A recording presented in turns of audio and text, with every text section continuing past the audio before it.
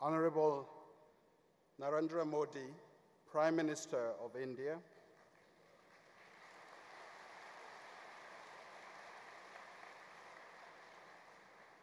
Dr. Akiwumi A. Adesina, President of the African Development Bank Group, His Excellency Mr. Macky Sall, President of the Republic of Senegal, His Excellency Mr. Patrice Talon, President of the Republic of Benin, His Excellency Mr. Daniel Kablan-Duncan, Vice President of the Republic of Côte d'Ivoire, Honorable Arun Jaitley, Minister of Finance of India and the Chairperson of the Board of Governors of the African Development Bank Group, Honorable Vijaybai R. Rumpani, Chief Minister of the State of Gujarat, Dr. Anthony M. Maroping, Commissioner for Economic Affairs of the African Union Commission, representing the Chairperson of the African Union Commission, His Excellency Dr. John Dramani Mahama, former President of the Republic of Ghana, Honorable Willie Bett, Minister of Agriculture of Kenya, representing the President of the Republic of Kenya, Honorable Ministers of the Government of India, Honorable Members of Parliament, Honorable Ministers of the State of Gujarat, Honorable Governors of the African Development Bank, dear former Presidents of the African Development Bank, Honorable Special Guests, Excellencies and members of the Diplomatic Corps, Honorable Alternate Governors of the African Development Bank, dear Executive Directors of the African Development Bank Group, dear Vice Presidents and members of the AFDB Senior Management Team, distinguished guests, dear colleagues, members of the press, ladies and gentlemen. I want to welcome you to the annual meetings of the African Development Bank Group, which is the 52nd annual meeting of the African Development Bank and the 43rd annual meetings of the African Development Fund.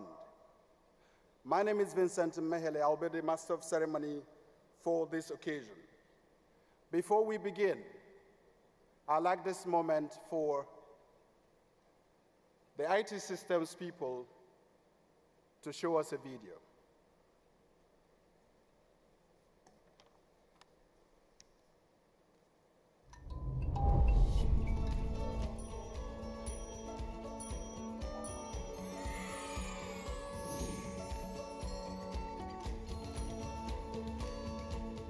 Modern energy is critical to Africa's growth, progress, and prosperity, which is why in 2016, the African Development Bank committed $12 billion over 5 years with a goal of leveraging $45 to $50 billion in public-private partnerships. Welcome to Ouarzazate, nicknamed the door to the desert. This plateau of sand dunes in the middle of Morocco's desert has approximately 330 days of sunshine a year. It's a perfect location for Noor, the world's largest solar park owned by Mazen, the Moroccan Agency for Sustainable Energy, and operated by developers and partners such as Aqua Power. Noor made history in 2016 when it commissioned the world's first concentrated solar power plant with a capacity of 160 megawatts. Part funded by the African Development Bank, the Noor complex will have a capacity of 2,000 megawatts in 2020 and reduce CO2 emissions by 500,000 tons a year.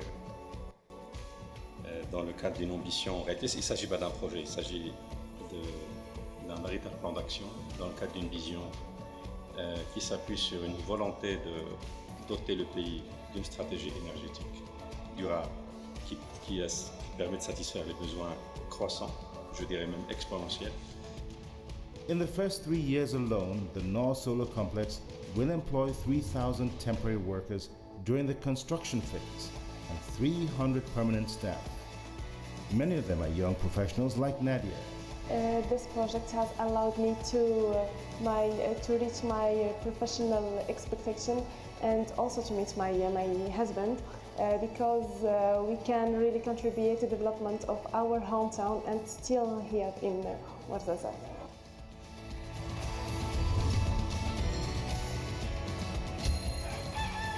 For Africa's 1.2 billion people, rural communities are home to almost 2/3 of the population. For most, culture is the main source of livelihood.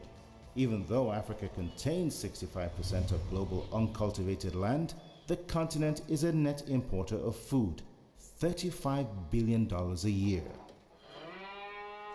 Djibi Mbaye grew up in one of the rural communities around Lake Weirs, Senegal's main freshwater reserve, which provides 60% of drinking water needs for the capital, Dakar.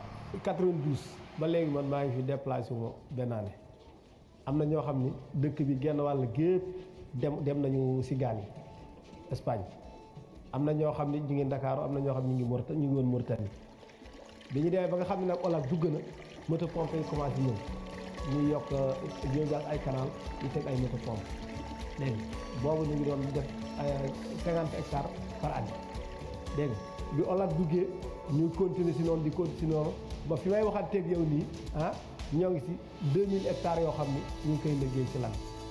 Thanks to a loan of almost 11 billion CFA provided by the African Development Bank, the hydrological conditions of the lake have improved significantly. Today, 50,000 people in 113 villages have access to drinking water and water which can meet their agricultural and domestic needs.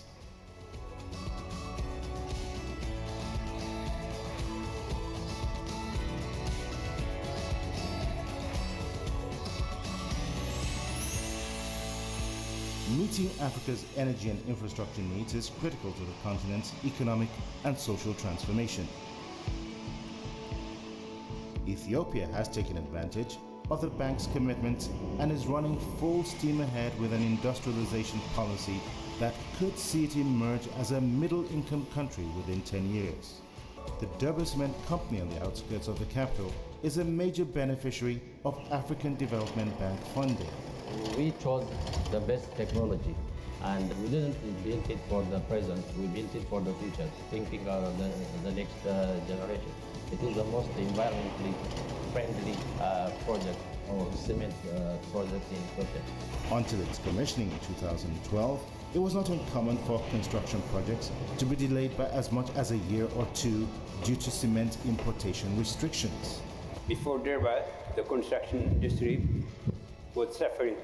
This time, if we order cement from Durban, you get it maybe on site, on your site, in 3-4 days. With an installed production capacity of 8,000 tons a day, Durban Midrock is helping meet 100% of the country's cement needs and exporting to nearby countries. If we're going to become sustainably wealthy in Africa, it means that Africans have to own what they produce. The growth has to benefit Africans, and that's what the Durbas, supported by the likes of the ADB, have done. Incredible institutions, sophisticated companies, developing ecosystems around them. Today, the last 200-kilometer stretch of the Trans-Africa Highway 4, otherwise known as the Cape to Cairo Highway, is nearing completion in Tanzania. Working closely with Tanzania's Road Infrastructure Authority, TANROADS, the African Development Bank is investing heavily in infrastructure projects, including highways and one-stop border posts that will accelerate the movement of people, goods and services across Africa. Kiwango cha lami kilivyokamilika, tunachukua muda wa siku moja, siku mbili. Masuala ya usafiri yamekuwa yameturahisishia na hata ulaji wa mafuta barabarani umekuwa umepungua.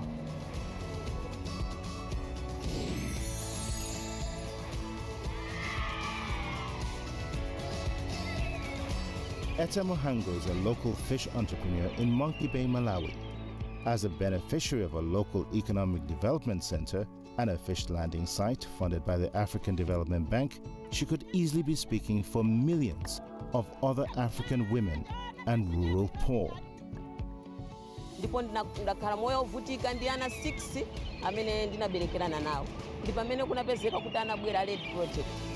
Project imene iyi inatiphunzitsa maphunziro osiyana-siyana kudzera mu LDF.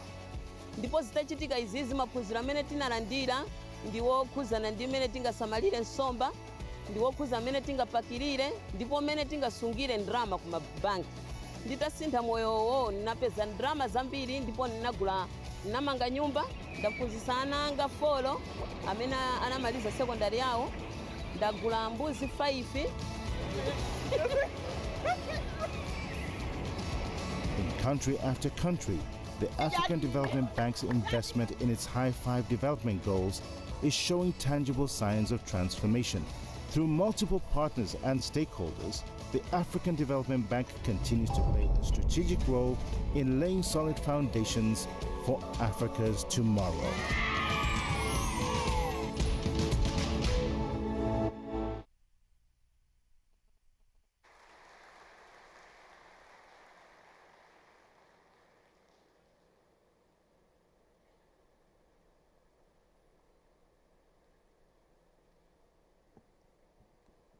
Thank you very much. We'll now continue with our program. I call upon Honorable Aaron Jaitley, Governor of the African Development Bank Group for India and Minister of Finance of the Republic of India, as well as the Chairperson of the Board of Governors, to deliver his welcome statement.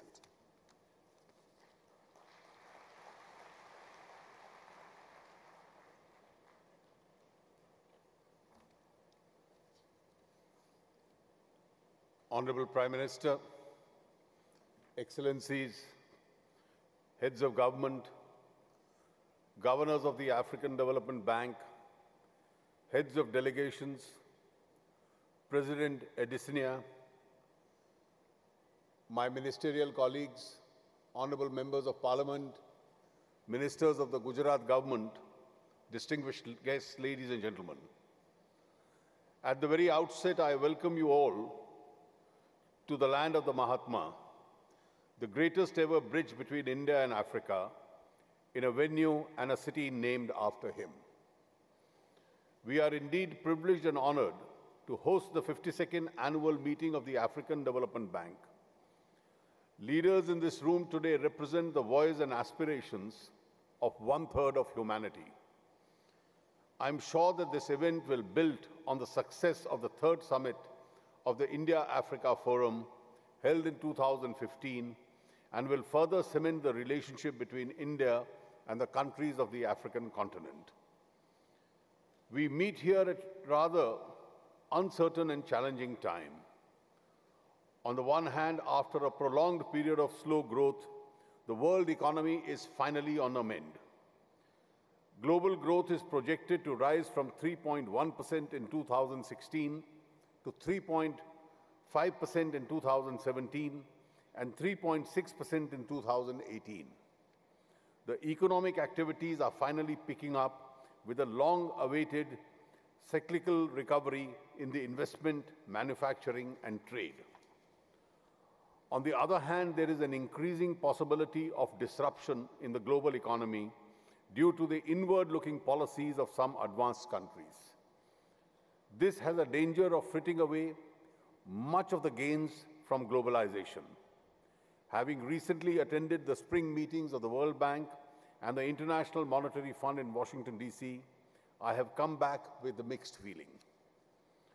Throughout this challenging time, India has remained a bright spot amongst the major economies. As per the IMF's assessment in January 2017, India is expected to grow at 7.2% and 7.7% in 2017 and 18, respectively. We have successfully implemented a slew of reform measures, including one of the largest currency reform initiatives ever implemented, which will move the Indian economy to a less cash trajectory, increase tax compliance, and reduce the threats of counterfeit currency. Other major initiatives include reforms in the budget process, passage of the landmark Goods and Services Tax Bill, enactment of the Comprehensive Insolvency and Bankruptcy Code 2016, liberalization of the FDI policy initiatives, and various facilitation measures to improve the attractiveness and competitiveness of India globally. Africa has been doing well recently on the economic frontier. I stand here with the conviction that the 21st century will not only be Asia's century alone, it will belong equally to both Asia and Africa. The African continent is transforming rapidly. Amidst tough global scenario, African economies have grown by 2.2% in 2016 and are expected to grow by 3.4% in the current year. The middle class in Africa is expanding, and so is urbanization. The African cities become vibrant places to live in. Aspirations and spending ability of the population are also increasing. This will open up new opportunities. Africa is approaching an exciting time. India and Africa should navigate through this journey together and shape their common future. India's development partnership is based on the principles of South-South cooperation and voluntary partnership. It is demand-driven and devoid of any conditionalities. We leave it to our partners to decide their priorities. These are very cornerstones of our policy, and we believe that this is the most enduring model of taking a partnership forward. Our increasing commitment to Africa is reflected in the continued high-level political engagement between the including the three India-Africa Forum summits, last of which was held in 2015. It is no coincidence that our President, Vice President, the Prime Minister together have visited 16 African countries in the recent past.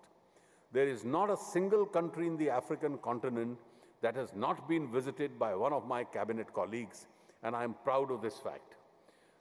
The concessional line of credit of US $10 billion announced by the Honorable Prime Minister during the third India-Africa Summit builds on a series of cooperations in the areas of agriculture, healthcare, educational exchange, and manufacturing. Our Exim Bank has extended 152 concessional lines of credit amounting to a total of US $7.6 billion in 44 countries. All but 5 LOCs amounting to US $7.51 billion are extended and guaranteed on behalf of the Government of India. Let me now say a few words about our long association with the African Development Bank. India joined the African Development Fund in 1982 and the African Development Bank in 1983. It has been a long and fruitful journey since.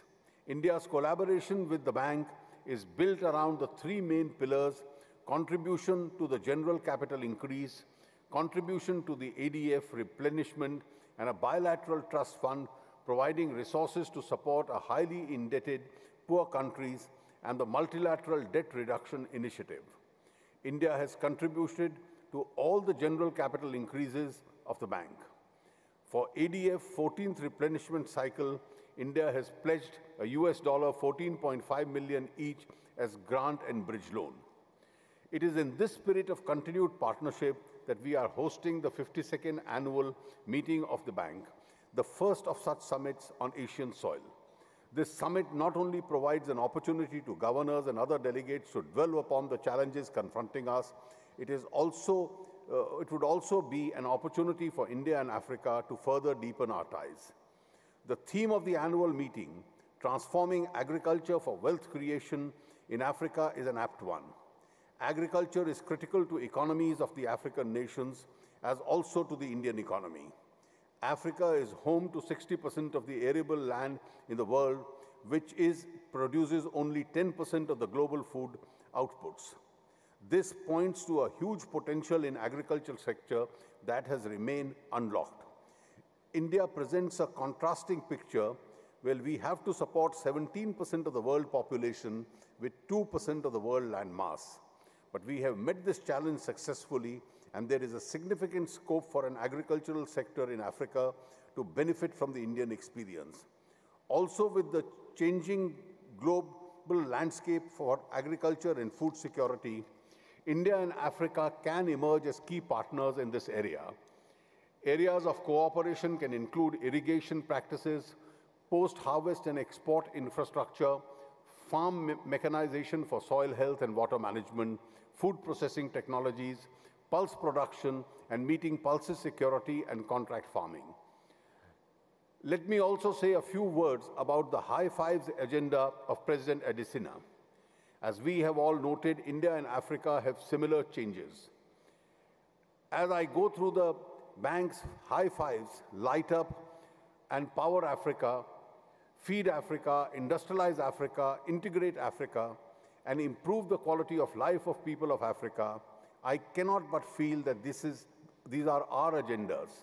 For instance, our flagship Make in India program is no different from Industrialize Africa, or our Power for All and the ambitious push for renewable energy is reminiscent of the Light Up and Power Africa. I am convinced that the potential horizon of India-Africa collaboration is expanding. The India-Africa collaboration sessions are being held at the sidelines and will no doubt translate into many concrete cooperations and partnerships. I conclude with a firm belief that Africa-India collaboration will get stronger in the days to come. Indian Ocean might separate us geographically, but partnership and collaboration will be the modern bridge between the two ancient civilizations, with the bank being the strongest pillar. I urge you all to join this partnership. Thank you very much.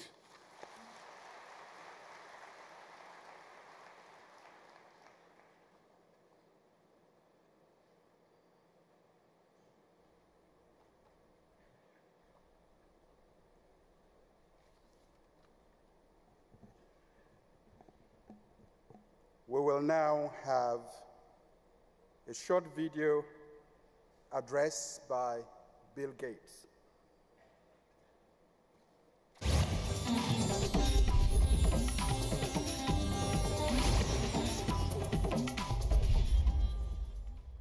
Your Excellencies, President Adesina, it's a pleasure to help open this year's annual meeting. As the largest African-led source of development finance, the African Development Bank is an engine of growth for Africa's people. This is especially critical in the tough global environment that puts the continent's progress at risk. It's also fitting that this discussion is in India, given India's own experience setting its development agenda. Global partnerships like this one are a powerful way to move Africa forward. That's why I'm very excited about the collaboration our foundation has built with the bank and about the work we're doing together with many of your governments.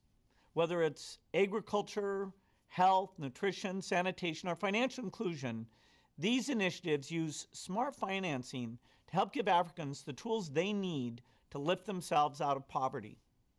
Just yesterday, the bank's African Leaders for Nutrition Network highlighted the importance of gray matter infrastructure as an engine for economic growth. Malnutrition robs children of their future, and it costs African economies $25 billion every year. Similarly, agriculture has the potential to be a huge driver of prosperity. Today, Africa spends $50 billion a year on food imports. Yet with existing innovations, a smallholder farmer could double her yields. Each goal needs resources, and I know bank leadership is looking at ways to maximize every dollar and to focus on areas where it's hardest getting financing from other sources. This meeting is a great opportunity to take this discussion forward. I look forward to hearing about your progress.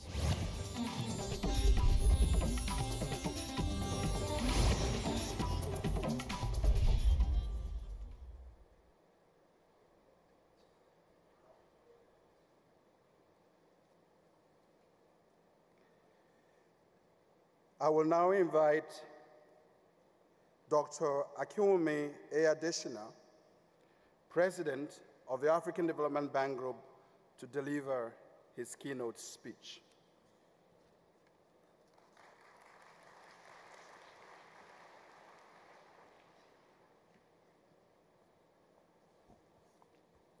Thank you, Mr. Secretary General. Good morning. Suprabhat.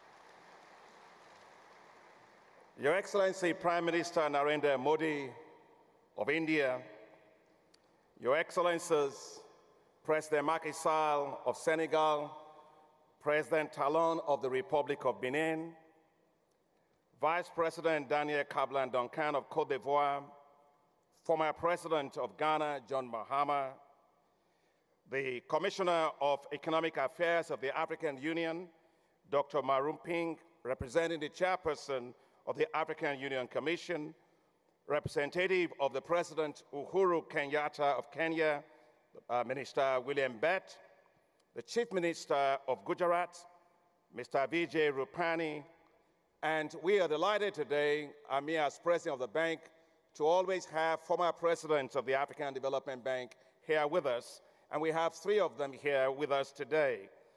We have former President Babakar Ndiaye, former President Kabaj, former President Fordwell. Thank you very much, former presidents, for being with us today. Honorable ministers, governors of the African Development Bank, executive directors of the African Development Bank, central bank governors, business leaders, civil society, farmers, agribusiness leaders, media partners, Africa's youth, senior management and staff of the African Development Bank, distinguished guests, partners, ladies and gentlemen, and of course, my own lovely wife, Grace, is here with us. And, you know, Mr. Prime Minister, I can tell you I won't be standing here. I certainly won't be president of the African Development Bank without that lovely lady sitting over there. Welcome to the 2017 annual meetings of the African Development Bank Group. This beautiful facility where we are having the meeting today was actually built in 182 days, I was told by Prime Minister Modi. Prime Minister, there is a personal reason why I am delighted to be back in India.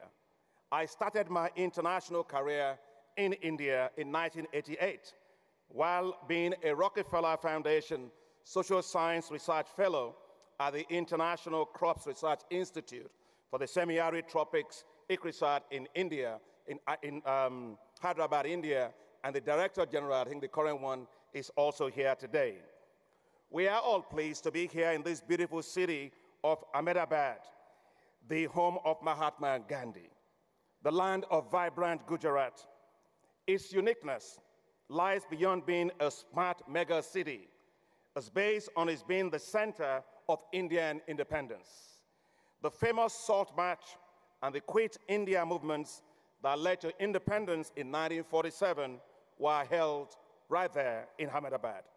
So from right here, through this annual meeting, will arise a new spirit of renewal and determination for Africa's accelerated growth and development. Let me thank you, Prime Minister Modi, for hosting this meeting, and the Minister of Finance, Arun Jaitley, and your staffs, and of course the bank staff as well, for your excellent efforts. I know it's hot out here, but I can tell you that the warm hospitality that you've given us even beats the heat. Thank you very much. The success of Gujarat is simply incredible. It has universal access to electricity, no power outages. Rural areas have 24 hours power every single day, 7 days a week. 90% of the world's rough diamonds are cut and polished right here in the state of Gujarat. That's industrialization. Its economy is diversified with vibrant service sectors. Its agriculture is prosperous. It creates jobs, and in fact, the state of Gujarat has an unemployment rate of less than 1%. It has some of the world's best medical centers, and many Africans come here for medical treatments. And because of its vast shoreline, it is key for economic integration of India. So, Gujarat has done essentially the high fives. No wonder Chief Minister Modi, who used to be the Chief Minister of Gujarat, left here to become the Prime Minister Modi. So let's give him a high five.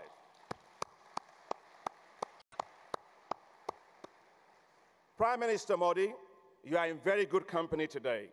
With the dynamism of presidents from Africa that are here today, with uncommon zeal, President Macky Sall is transforming Senegal. President Ouattara, represented by his dynamic vice president, remains resilient and spurring remarkable economic growth in Côte d'Ivoire. And President Talon, a businessman, has already unleashed a wave of economic reforms in Benin. When leaders rise up, things happen. Just like Gujarat, Africa is sparkling today with the world's largest concentrated solar power plant in Morocco and Africa's largest wind power in Kenya. There's a lot Africa and India can share together, especially from Gujarat, because there are so many Gujaratis in Africa. I hear that the people of Ahmedabad, trade and business is in your blood. And when I was speaking to Prime Minister Modi, he reminded me that in Africa we have so many Tukawalas in Africa, and that most of those Tukawalas are actually from here. And so, Prime Minister Modi, you yourself, you are so passionate about trade and investments. I don't know about you, but I told Prime Minister I like his jacket, which is the Modi jacket, and I bought 2 of them. And I think it's the greatest export. And I don't know how Prime Minister Modi does it. He goes around the world, he fills stadiums with people listening to him. I think he's the greatest export that India has. It's in the blood. Your successful India-Africa summit reinforces the need to boost trade, investment, education, and economic partnerships. Well, Africa is the place to be. Despite challenging times occasioned by global economic recession, Africa continues to post resilient growth. Growth will pick up from 2.2% last year to 3.4% this year. These averages hide exceptional growth performance of many countries. In 2016, 12 countries grew at over 5%, and 20 countries grew by 3 to 5%. Africa's head is above waters in rising waters of global recession. Africa remains resilient, but we must move quickly to unlock greater growth rates that will substantially drive down poverty and support faster diversification of African economies. Confidence in Africa and its potential is what drives our work at the African Development Bank. The new kick in our steps for Africa comes from our high fives: Light Up and Power Africa, Feed Africa, Industrialize Africa, Integrate Africa, and improve the quality of life of the people of Africa. These high fives will accelerate Africa's development. Don't just take it from me. The United Nations Development Programme's independent analysis and report shows that if Africa simply focuses on these high fives, Africa will achieve 90% of the Sustainable Development Goals and 90% of Agenda 2063. The distance between vision and reality is measured in actions. We need to accelerate action on these high fives. Africa's future must not continue to get postponed way into the future. That's why the bank is concentrating on accelerating its investments in Africa. In 2016, we approved $10.5 billion, the highest in the history of the bank. We disbursed $6.5 billion, also the highest ever in the history of the bank. The bank is delivering for Africa, and we are ready to do more. Let me summarize what we have achieved as a group in 2016 alone in what I call action units. 3.3 million Africans benefited from new electricity connections. 3.7 million Africans benefited from improved access to water and sanitation. 5.7 million Africans benefited in terms of support from agriculture.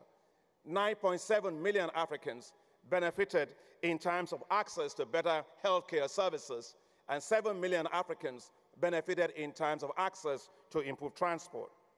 We did all this while implementing major institutional reforms to improve our institutional efficiency and effectiveness. We have rolled out our new development and business delivery model, and 5 regional business development and delivery officers have been approved by our board of directors. Directors generals and deputy director generals for all these offices have been appointed.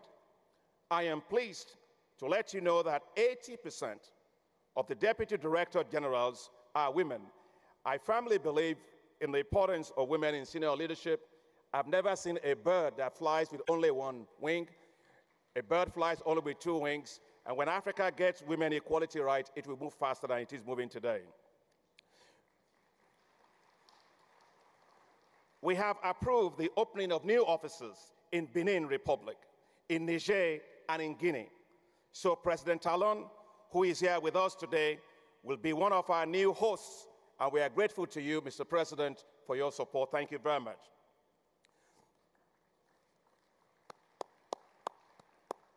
The focus of this year's annual meeting is on our second high five, Feed Africa. There is no better place to have that discussion than right here in India. The Green Revolution turned India from depending on the largest of others to a food self-sufficient nation and now a global powerhouse in food. And it took just 3 years to turn all of that around. It was not a miracle. It was political will mixed with resolve to develop with dignity. To develop with pride, Africa must feed itself. Africa's food import bill stands at $35 billion a year and is estimated to grow to $110 billion a year if we do nothing by 2025. This obviously has negative consequences on macroeconomic and fiscal stability. Africa must rise up quickly and unlock the full potential of its agriculture. Africa has 65% of the uncultivated arable land left in the world to feed 9 billion people by 2050. So, what Africa does with agriculture today will determine the future of food in the world. The key is to turn Africa's natural comparative advantage in agriculture into a competitive advantage. We must accelerate access to high-quality seeds, fertilizers, irrigation, mechanized services, and finance, and agriculture must be taken as a business all across Africa. The needs of industrializing the agriculture is so important, and therefore Africa must industrialize that sector to unlock wealth.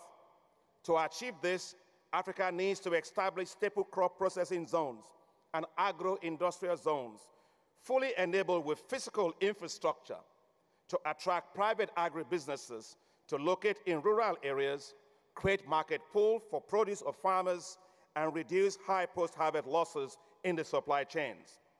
By doing so, we will turn rural areas in Africa, in many places, from zones of economic misery to zones of economic prosperity.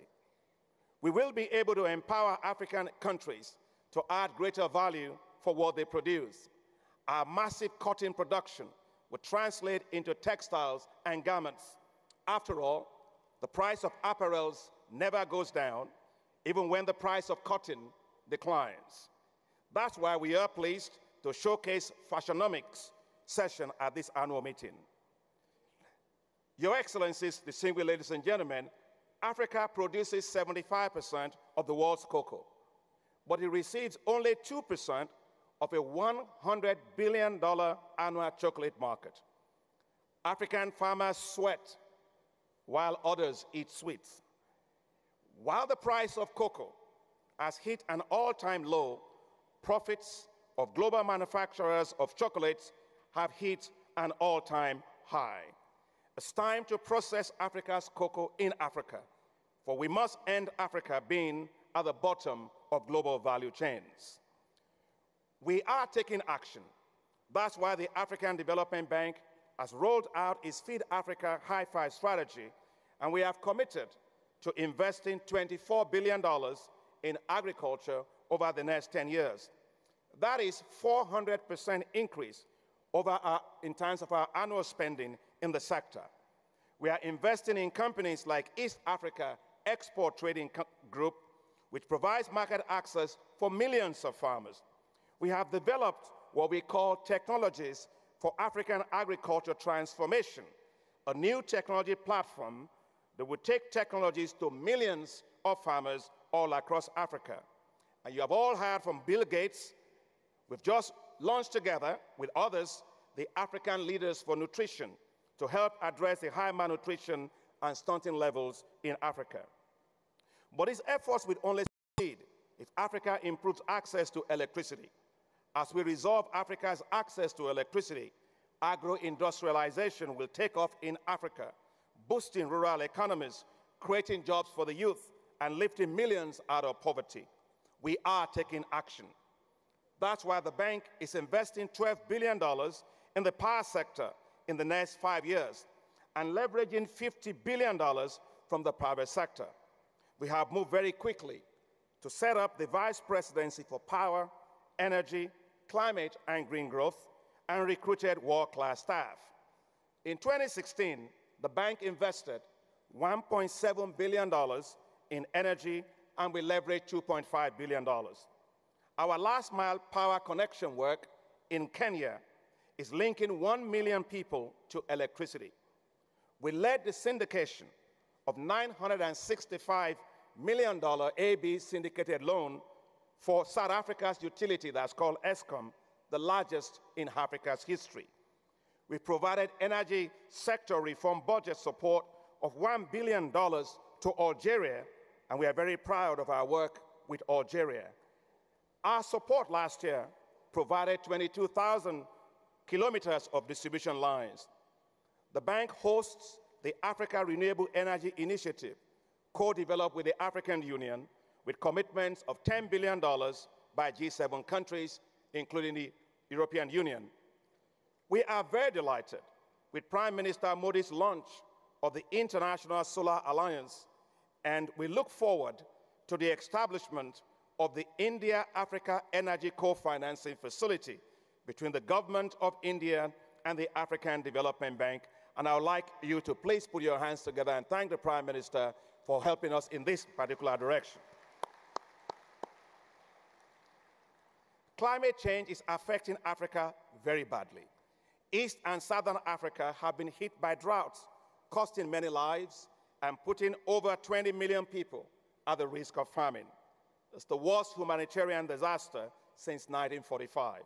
But we are taking action. Our board of directors, of executive directors, and they work enormously hard, have recently approved the framework for our Say No to Farming campaign for a comprehensive response, which will provide short, medium, and long-term support of $1.1 billion eventually to South Sudan, Somalia, Ethiopia, Kenya, and Nigeria. We've got to build climate resilience for Africa. The promises made to Africa on climate adaptation must be kept, not dismissed or unpaid. Adaptation to climate change is what is needed, not adaptation to the promises that were made. Well, something else is changing in Africa and how we organize our annual meetings at the African Development Bank.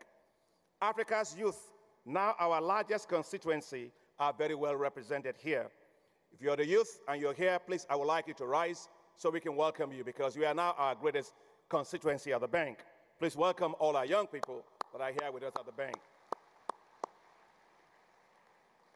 The youths are not only the future of Africa, but they are also the present of Africa. Therefore, we must make their present prosperous and their future even brighter, much brighter.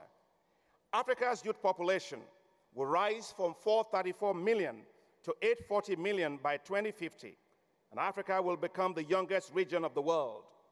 38 out of the 40 countries that will be the youngest in the world will be in Africa. The median age of Africans will be 25 by that time. This is a huge demographic asset, which, if well tapped and well trained, will make Africa the talent center of the future. But today, their situation is not prosperous. 1/3 of them are unemployed or discouraged. 1/3 is in vulnerable employment, and only 1 out of 6 of them is in wage employment.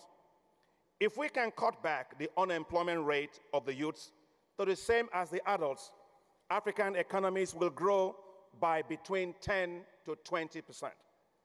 We will reduce the number of 1 million migrants from Africa to Europe in 2016 alone, some 160,000 alone to Italy, and avoid 5,000 young people whose future now lies buried at the bottom of the Mediterranean Sea. And I do not believe that the future of African youth lie at the bottom of the Mediterranean Sea. Africa's youth unemployment rates stares us in the face, stirs up our conscience, and calls us to action. Africa's youth don't need handouts. They need support to spark their creativity and unleash their entrepreneurship. We are taking action.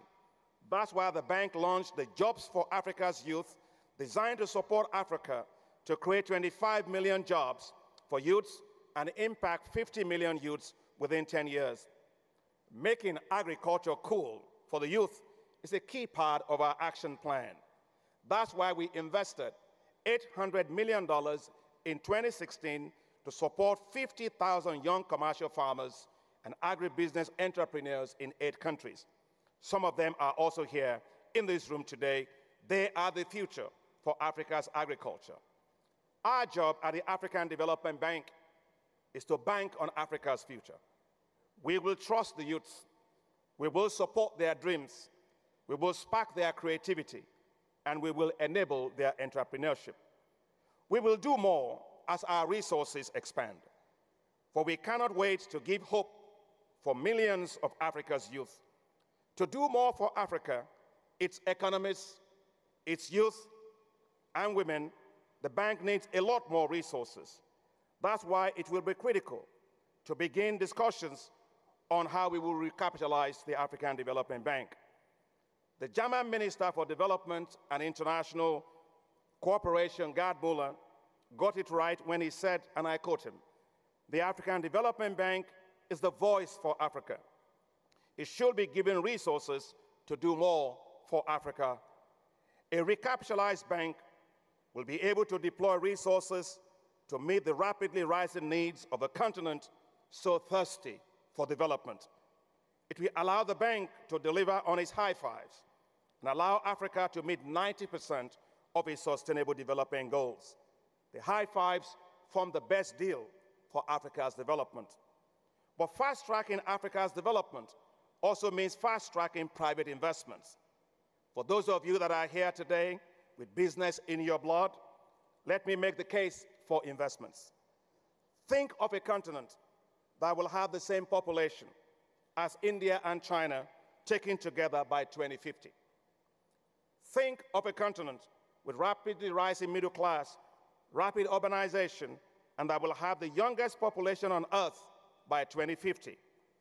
Think of a continent where consumer spending is projected to reach $1.4 trillion in the next 3 years, and business-to-business spending to reach $3.5 trillion in the next 8 years. Think of the continent that accounted for 30% of global business and regulatory reforms in 2016. Don't look far. Think Africa. To help unlock massive investments in Africa, we are taking action. I am pleased to announce that the African Development Bank will be launching later this year the Africa Investment Forum. This will be a totally transactional forum that will be all about making deals happen and fast-tracking investments in Africa by pension funds, sovereign wealth funds, insurance funds, and other institutional investors. So, Africa's huge investment opportunities beckons to you, from agriculture to agribusiness to energy to infrastructure and financial services. And the African Development Bank and its partners will be there to help you advance your investments. Let's move forward to a greater Africa. Let's together accelerate Africa's development. Africa's greater future is for the bold. Yes, we have challenges, but we will overcome them. As John Legend said in his song, if you are out there, the future was yesterday and we are already late. So let's give Africa the high fives and let's strongly support the African Development Bank to get the job done. I wish you a fruitful and enjoyable annual meeting. Thank you very much. Dan Yavad.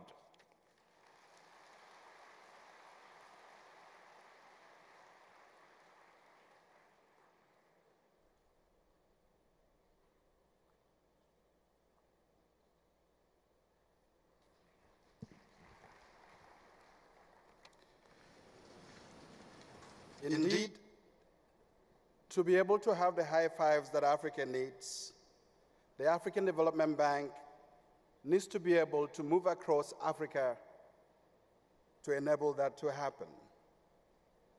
As a result of that, the African Development Bank had started the initiative of revamping its travel document, the Laissez-Passer. Article 56.3 of the agreement establishing the African Development Bank mandates all member states to grant officials and staff members of the bank the same treatment in respect of traveling facilities as is accorded by members to representatives, officials, employees, and officers of comparable rank of member countries, unquote. On the strength of this article, the boards of directors of the bank authorized the issuance of the AFDB Laissez-Passer by Resolution 13.70 of 27 October 1970, with the objective to facilitate movement of staff members while on official travel. On May 31st, 1990, the Board of Governors adopted Resolution B/BG/90/07, by which member countries were required to initiate and complete all necessary formalities to ensure the acceptance and recognition of the bank's Laissez-Passer as a valid travel document for use by bank traveling officials on bank business to and through member countries. All privileges, immunities, and facilities were to be extended to all holders of the bank's Laissez-Passer. All regional member countries accept the Laissez-Passer as a valid travel document, with majority of 41 such member states granting visa waivers to its holders. Non-regional member countries are yet to give full effect to the above referenced board resolutions. In an effort to make the AFDB Laissez-Passer internationally accepted and to ensure that it meets the security standards necessary to enable all member countries to accept it for use by staff on official travel to and through countries, the bank undertook to produce a biometric Laissez-Passer containing state-of-the-art security and technological features that meet the norms of the International Civil Aviation Organization, ICAO, standards.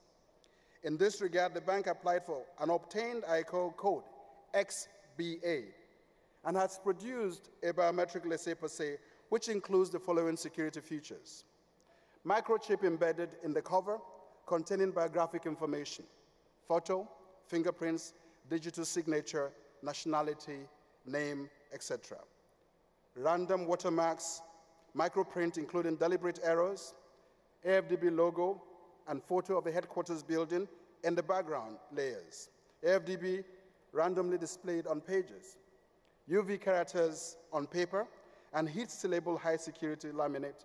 In daylight, colors of AFDB logo change depending on the angle of view.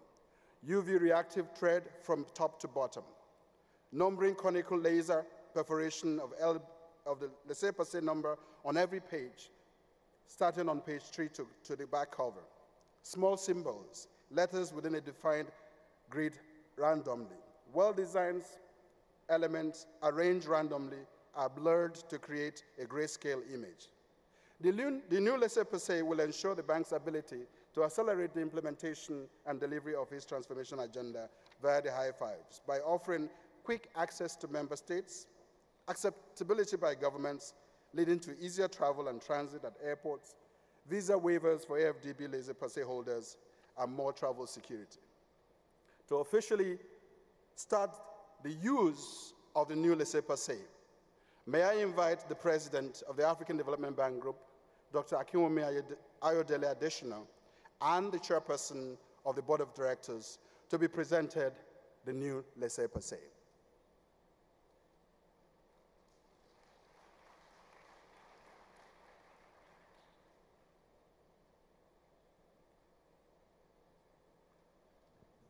Mr. President, as custodian of the African Development Bank travel documents, I hereby present to you the new laissez-passer, and for member countries to see that we've achieved their concerns in terms of security to enable the laissez-passer to be allowed as documents for travel into member countries.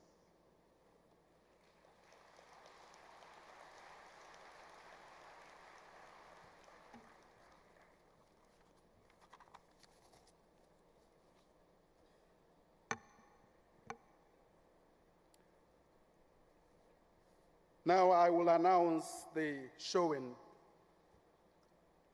of a short video on India-Africa relations.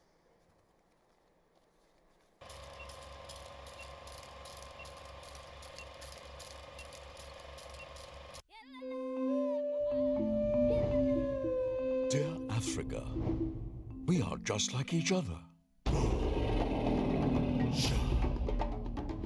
Similar journey of civilization, similar beauty, similar people, similar resources, similar glorious past, similar struggle of freedom, similar strengths, similar spirit. And along with such striking similarities, our challenges too are similar, like empowerment of the poor, development of the middle class, nourishment of children, skill development of the youth, taking technology to the last mile, providing for primary and digital needs of the citizens. And as our Honorable Prime Minister has to say, Sabka Saath, Sabka Vikas. Together we stand, together we grow. It is our desire for development that has brought us on this common platform. Dear Africa, come, let us beat the odds together. It is challenging, undoubtedly, but it is not impossible.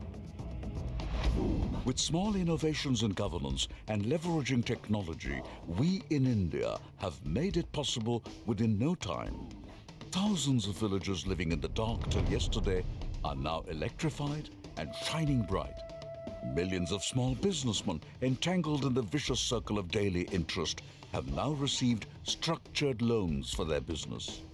More than 20 million women suffering from hazardous firewood smoke have now received clean cooking fuel.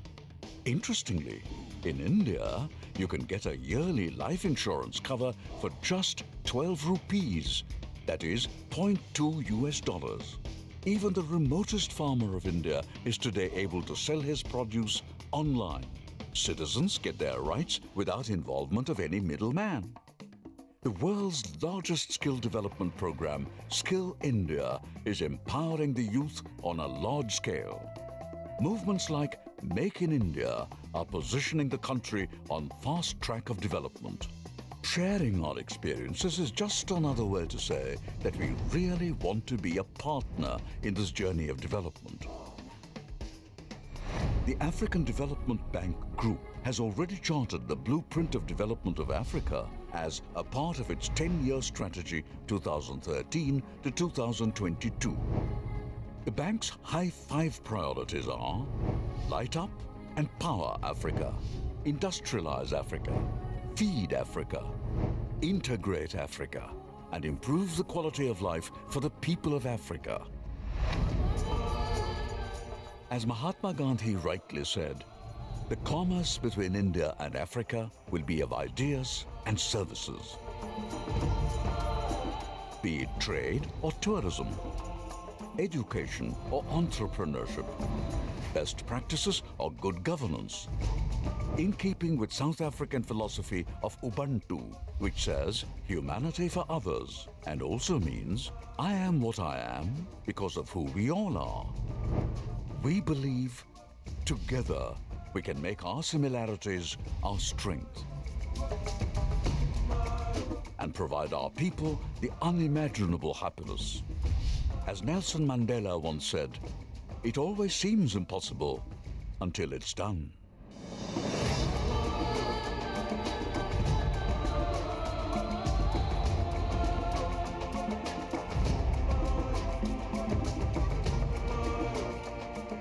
Let us together make it possible. Come, let's leave a mark on the world.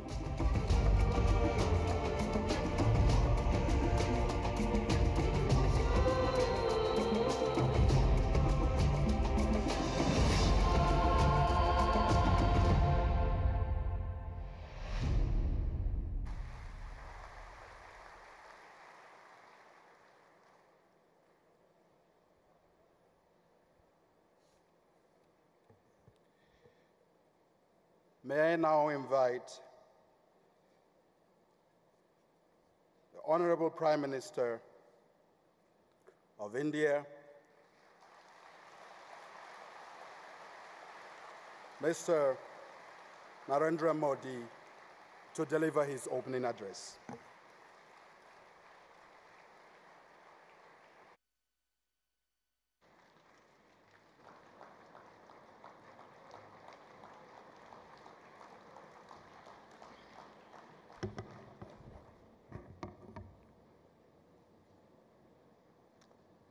Your Excellencies, the Presidents of Benin and Senegal, Your Excellency, the Vice President of Côte d'Ivoire, President of the African Development Bank, Secretary General of the African Union, Commissioner of the African Union Commission,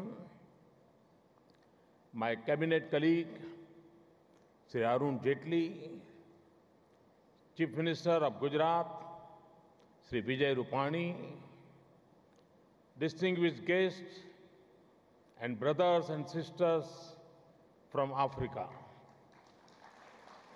Ladies and gentlemen, we are gathered today in the state of Gujarat. The Gujarati flair for business is well known. Gujaratis are also famous for their love of Africa. As an Indian and a Gujarati, I'm very happy that this meeting is being held in India, and that too in Gujarat. India has had strong ties with Africa for centuries. Historically, communities from Western India, especially Gujarat, and the eastern coast of Africa have settled in each other's lands. The Siddhis of India are said to have come from East Africa. The Bohra communities in coastal Kenya date back to the 12th century. Vasco da Gama is said to have reached Calicut with the help of a Gujarati sailor from Malindi.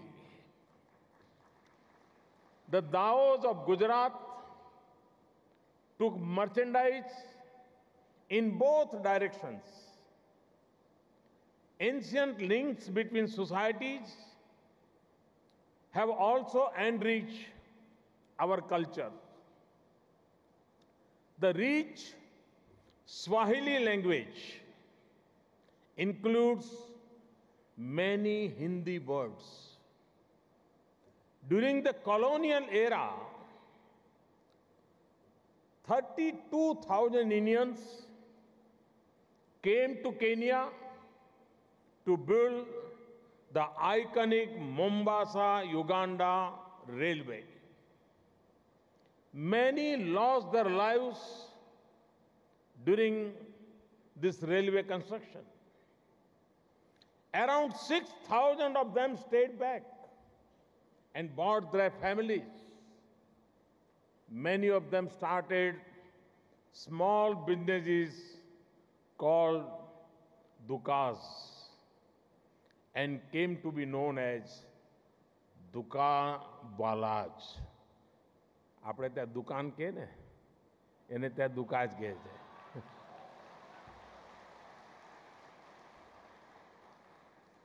During the colonial years, merchants, artisans, and later officials, teachers, doctors, and other professionals went to East and West Africa, creating a vibrant community which combines the best of India and Africa.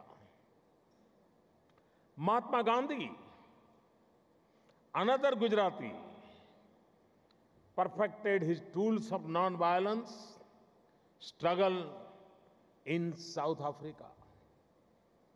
He also visited Tanzania in 1912 along with Gopal Krishna Gokhale.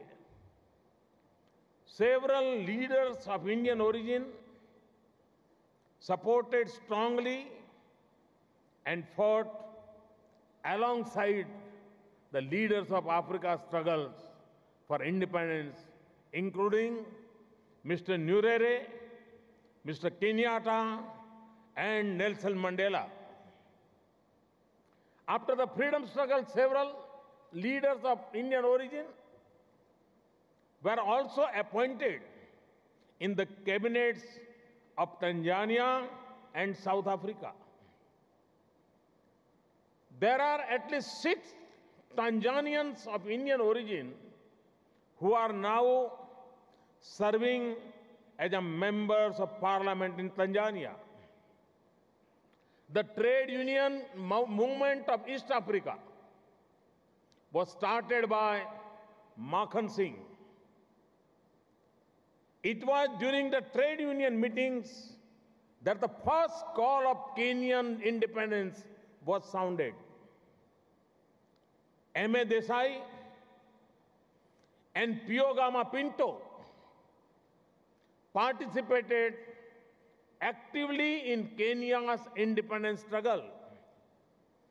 The then Prime Minister sent an Indian member of Parliament, Diwan Chamanlal, to be part of Kenyatta's defense team when the latter was imprisoned and tried during the Kapenguria trial in 1953.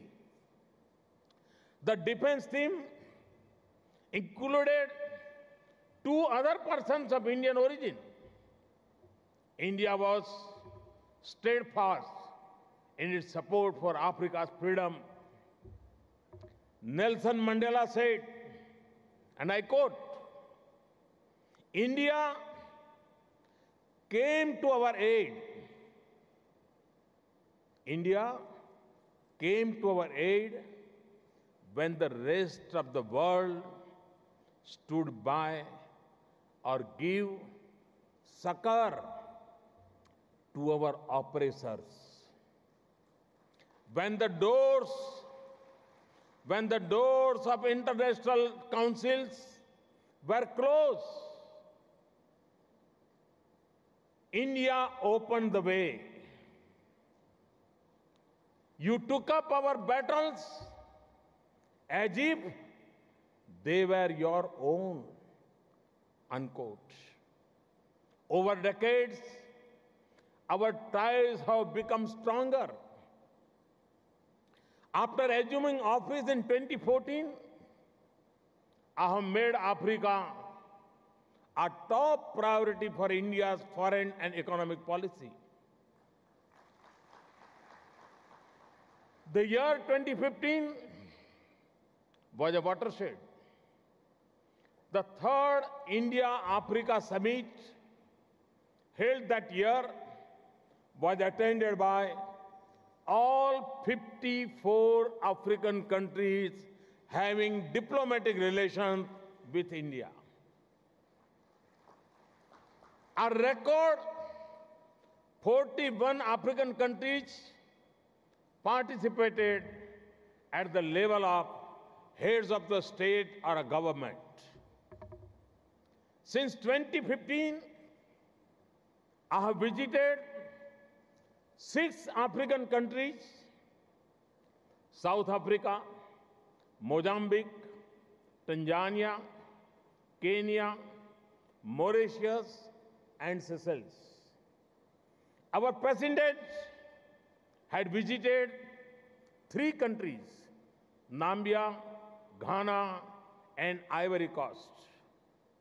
The vice president visited 7 countries: Morocco, Tunisia, Nigeria, Mali, Algeria, Rwanda, and Uganda.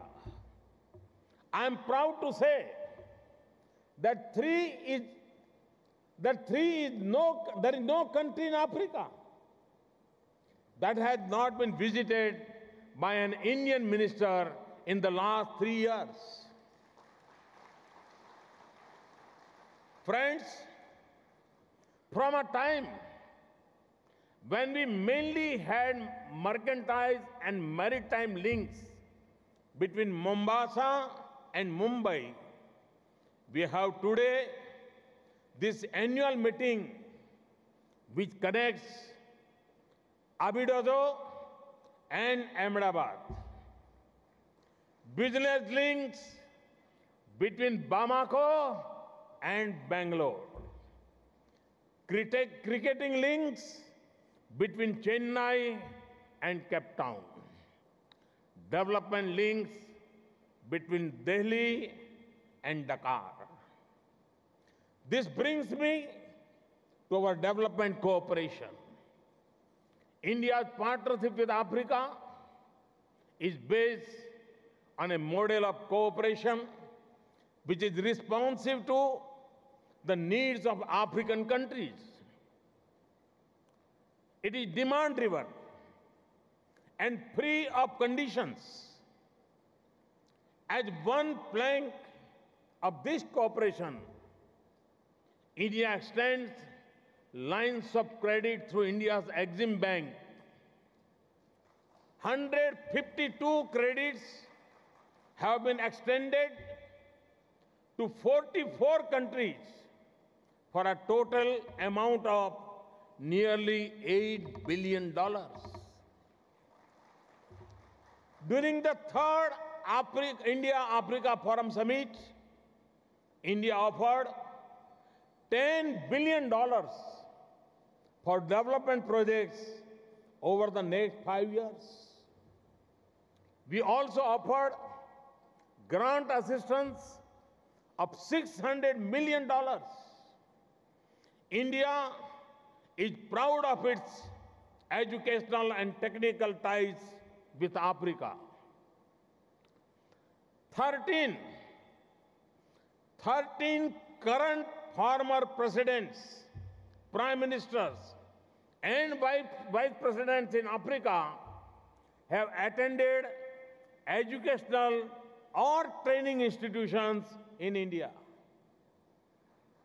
6 current or former chief of armed forces in Africa train in India's military institutions. 2 current ministers of the interior have attended Indian institutions.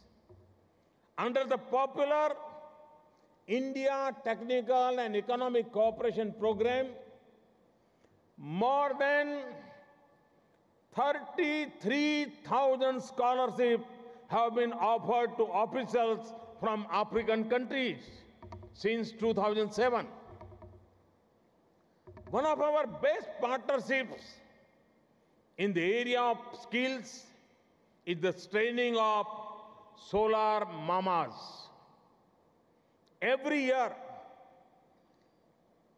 80 African women are trained in India to work on solar panels and circuits.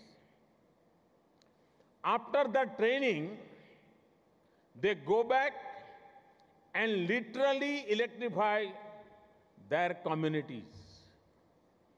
Each woman is responsible for electrifying 50 houses in her community on return. And you'll be surprised.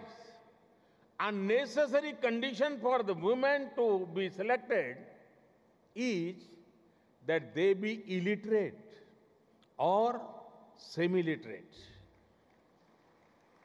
They also learn several other skills like basket making, beekeeping, and kitchen gardening during their stay.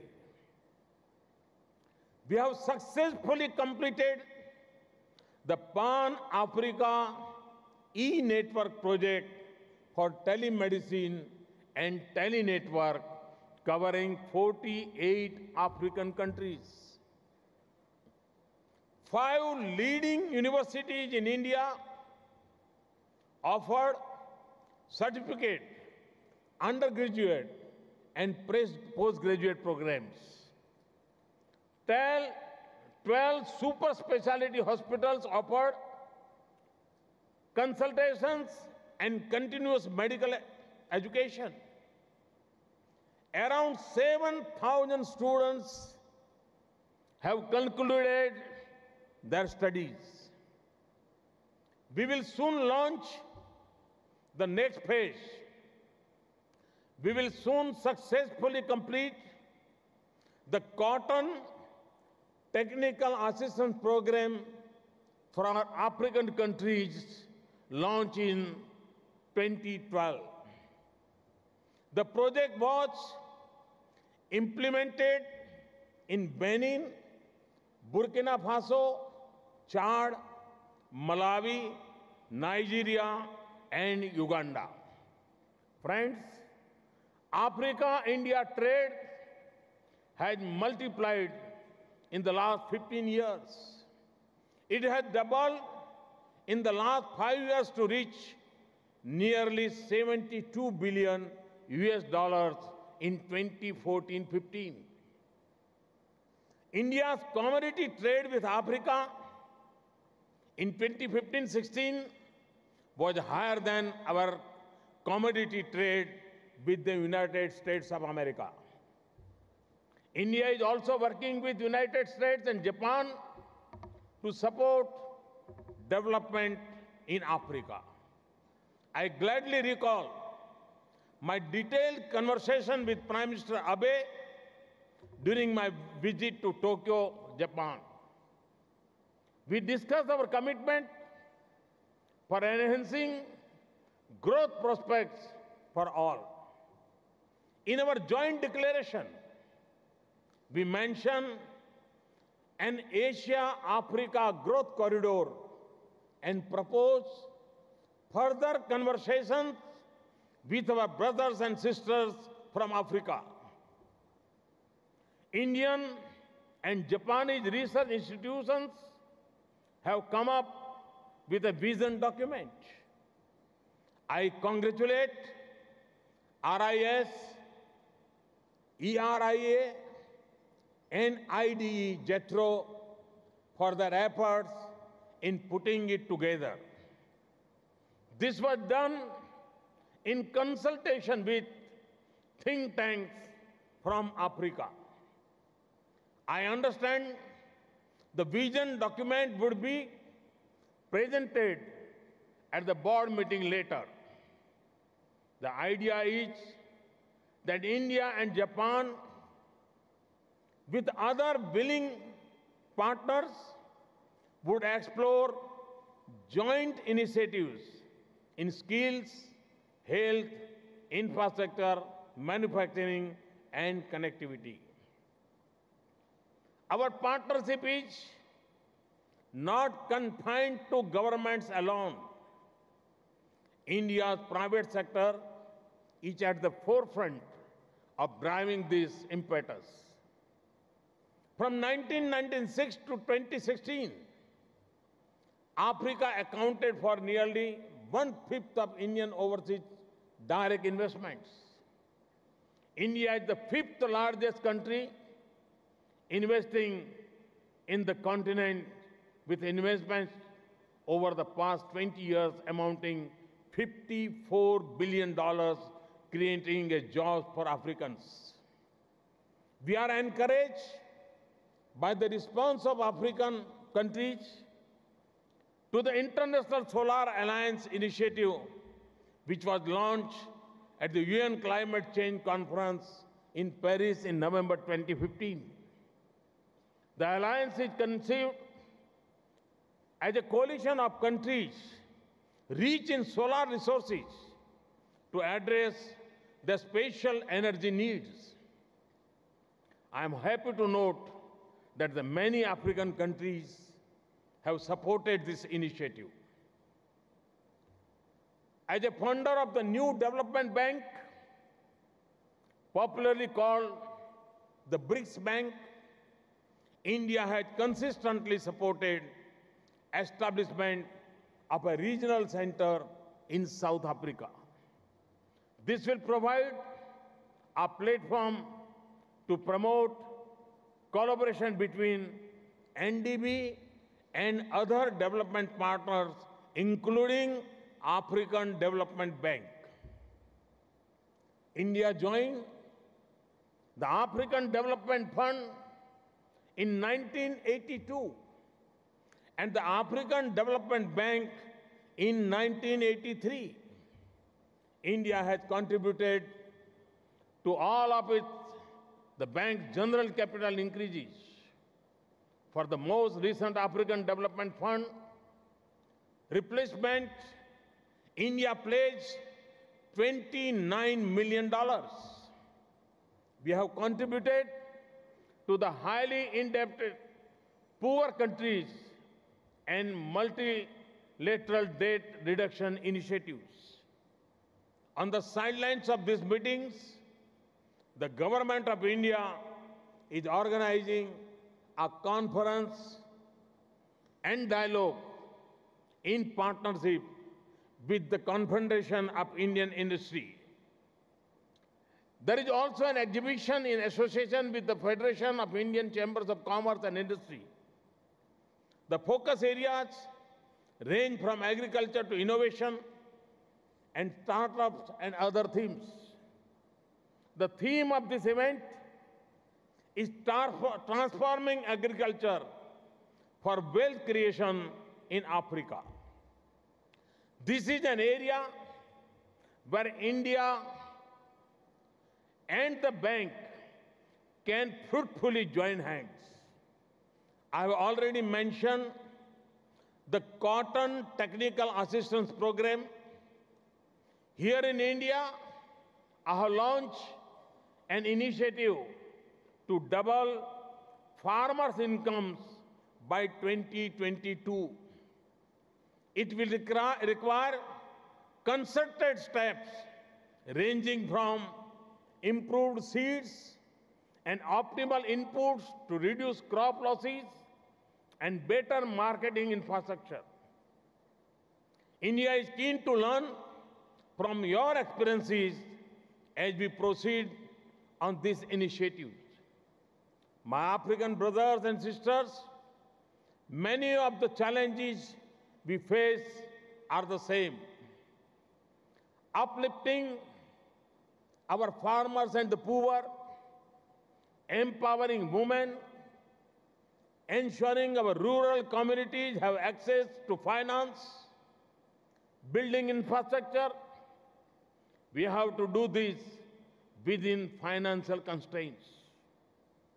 We have to maintain macroeconomic stability so that inflation is controlled and our balance of payments is stable.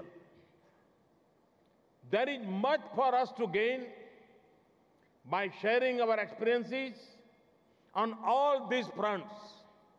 For example, in our push to a less cash economy, we have learned from the great strides that African countries like Kenya have made in the area of mobile banking, M-Paisa.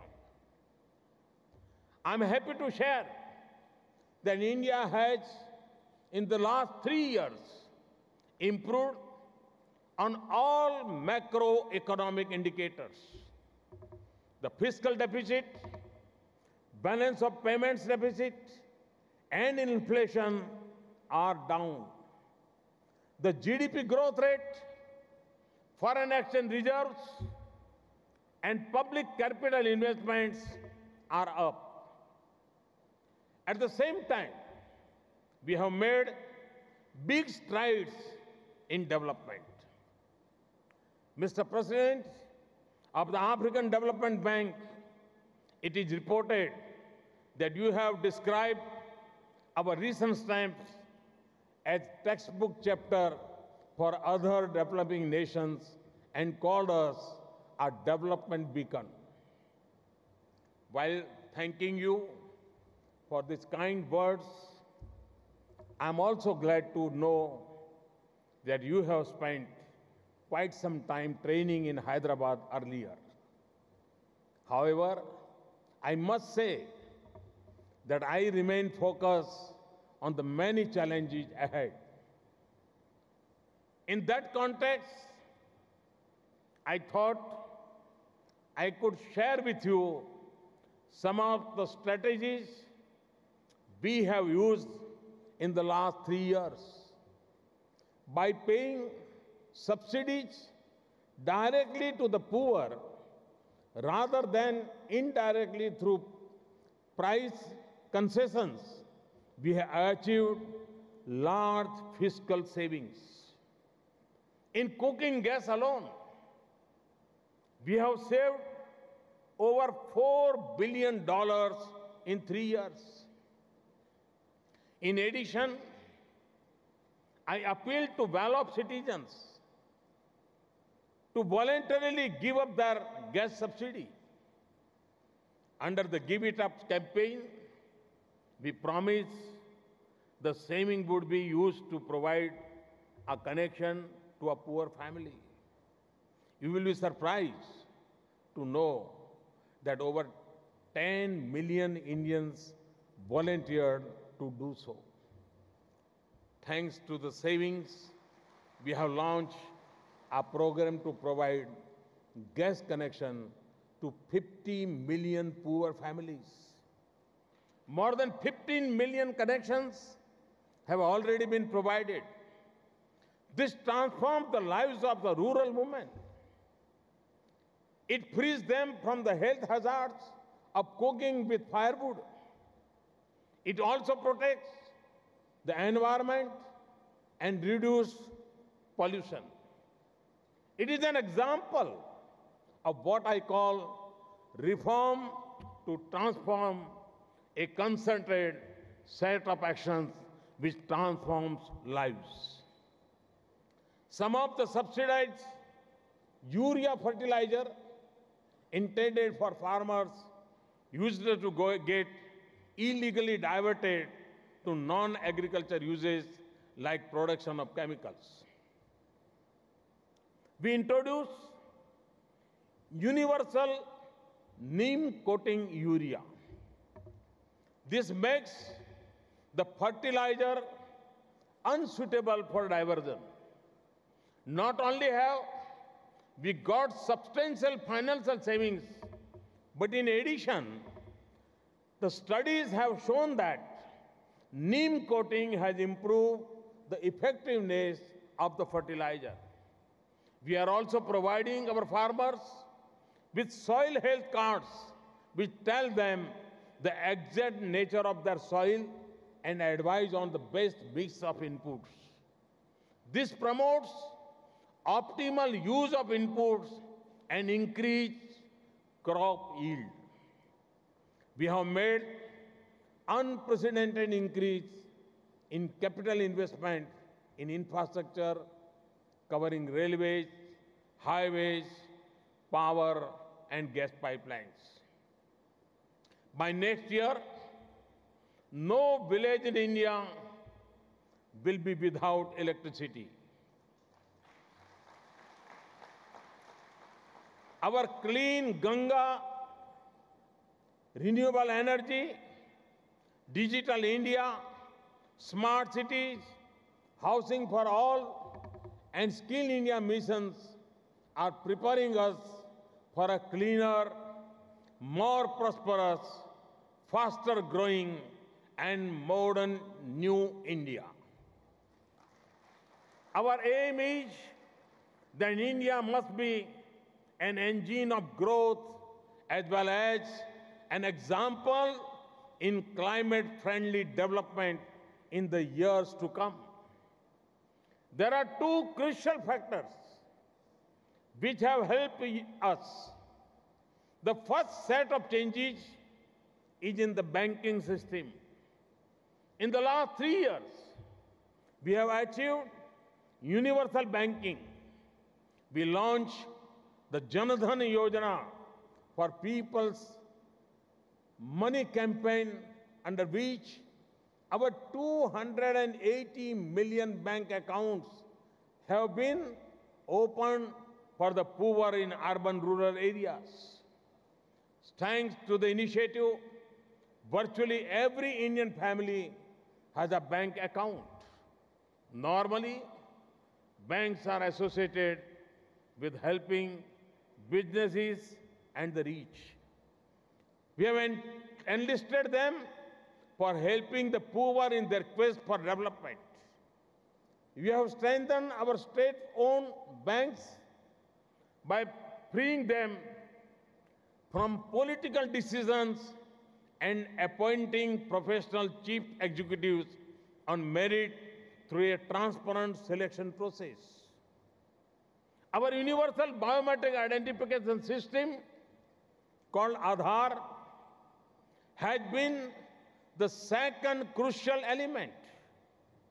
It prevents claiming of benefits by those who are not eligible.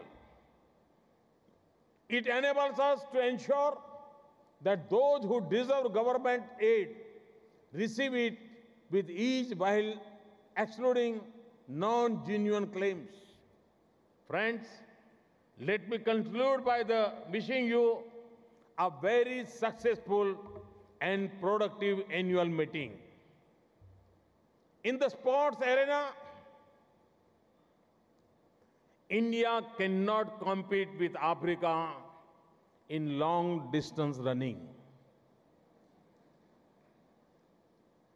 But I can assure you that India will always stand with you, shoulder to shoulder, supporting you in the long and difficult race for a better future.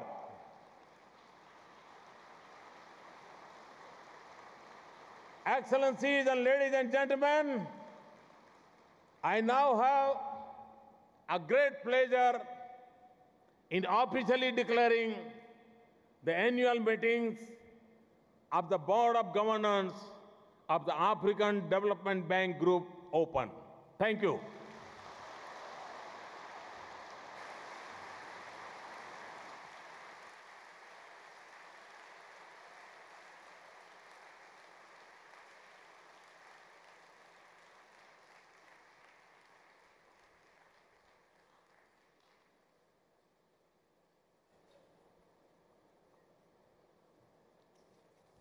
Would you please put one more round of applause for the Prime Minister?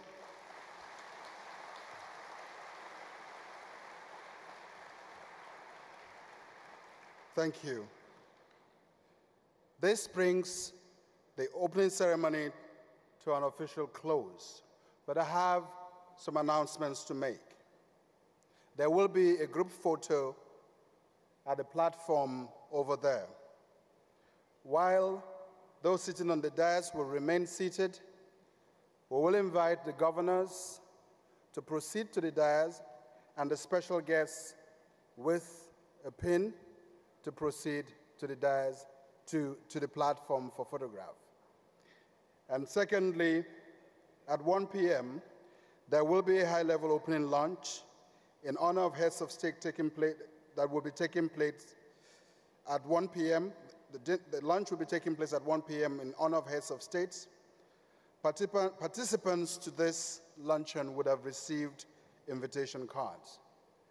May I therefore invite the governors and the special guests specifically identified to join the photograph on the platform, and you will be led. Please.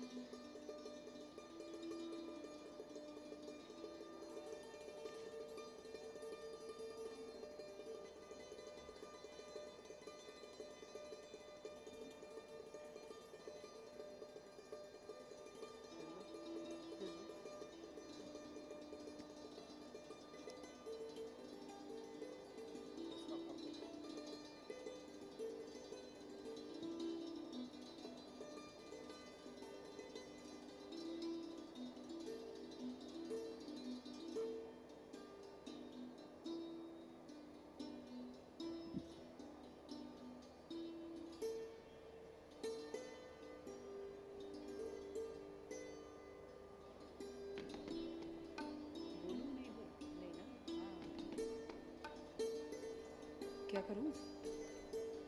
हाँ हाँ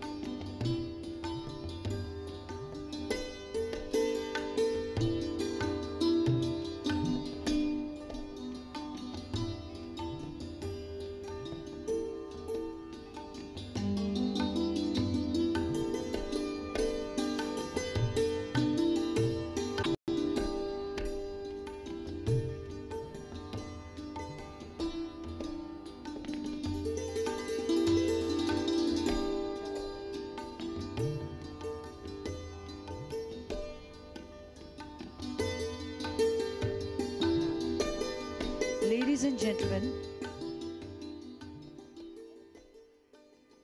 refreshments have been arranged for the participants near the silver and gold entry. Thank you.